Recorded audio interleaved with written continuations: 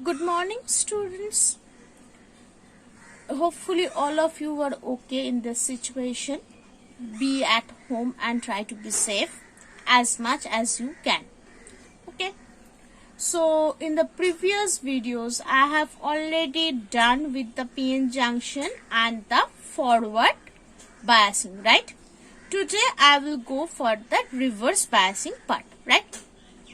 So all of you know what is forward biasing and reverse biasing. Forward biasing is the thing when positive terminal of the diode is being connected with the positive terminal of battery and negative terminal of the diode is being connected with the negative terminal of the battery, right?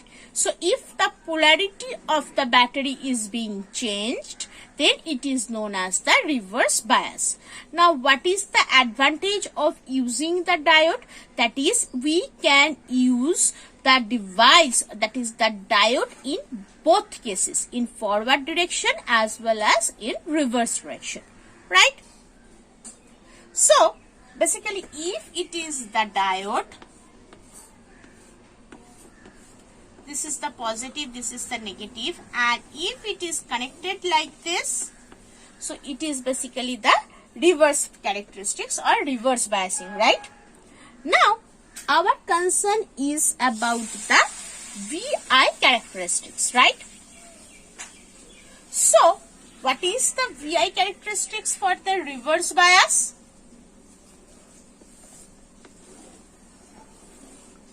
The characteristics is like this, right? So this is your V, this is your I.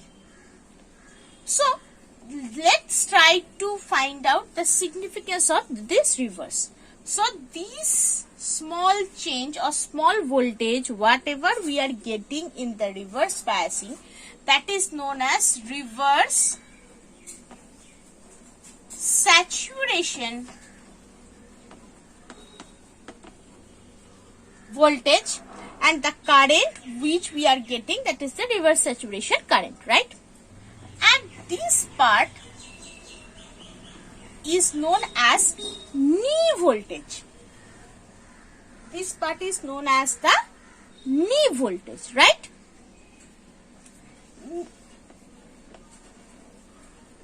Knee. Okay.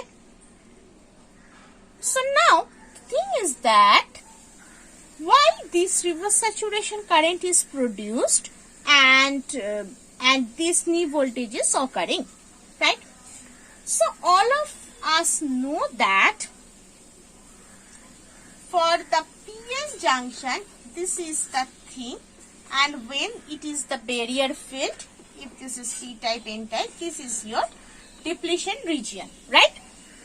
Now, when this PN junction is reverse biased, that is positive terminal is connected with the negative part and negative terminal is being connected with the positive part, then what is happening, as it is reversed, the polarity is being reversed, in the side of the inside, there are huge amount of energy is being imposed by this external battery, right?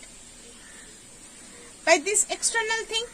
So therefore, what is happening, as this part is, as the huge amount of energy is being produced here, so there are huge amount of thermal energy is being generated in this side.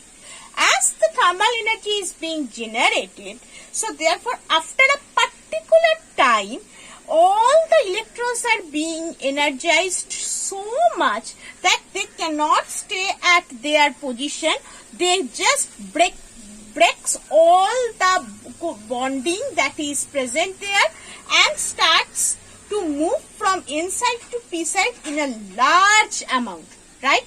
As the electron starts to move from N to P side at a large amount, so therefore we are also getting a huge amount of current at particular certain time, right? So when this is happening, then we can say that the diode is working in this breakdown region, right?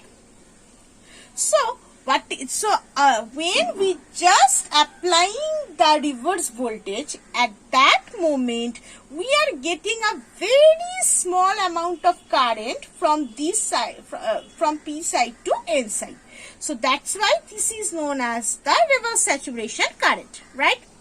After a certain time interval, when all the electrons are being energized and they break down their covalent bonds and starts to move freely, then after particular that voltage, the huge amount of current starts to flow through the junction.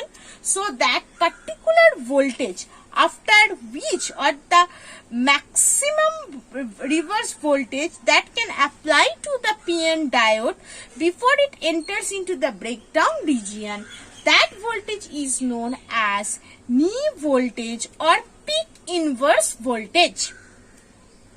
PIV, peak inverse voltage, right? So based on this breakdown region, there are two types of breakdown. First one is that valence breakdown, and the next one is that Zener breakdown, right? So using this Zener breakdown methodology, the Zener diode has been produced, right? So what is the difference between this valence and Zener breakdown? For the valence breakdown, basically it is the collision process. In this breakdown, electrons becomes heavily energetic and eligible to break the covalent bonds. The electrons are becoming ionizing and they collide, and for this they produce more number of electrons and hole pair, which is the secondary electron emission. And therefore, as all the electrons are colliding with each other, so therefore that kind of breakdown is known as the valence breakdown. So what is happening for the Zener one? Zener one, basically at that thing is that there is no collision at all, as the energy of the electron is increasing more and more.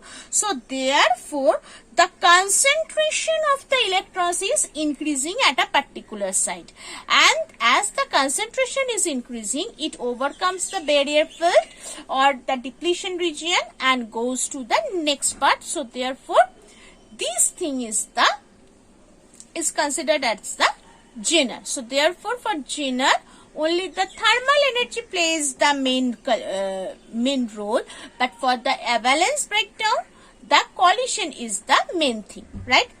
So based on these characteristics, the expression for the current is that, or the diode current is that,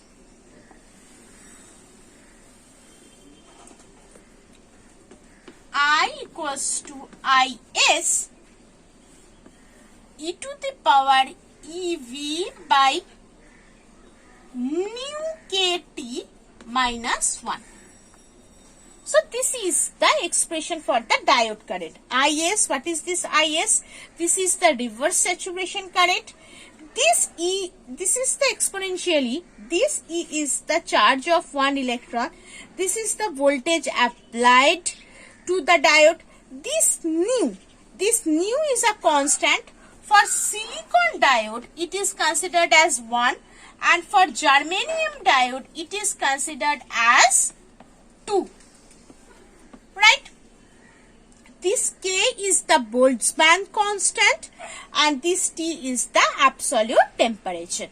Okay. So this is basically the expression for the diode current.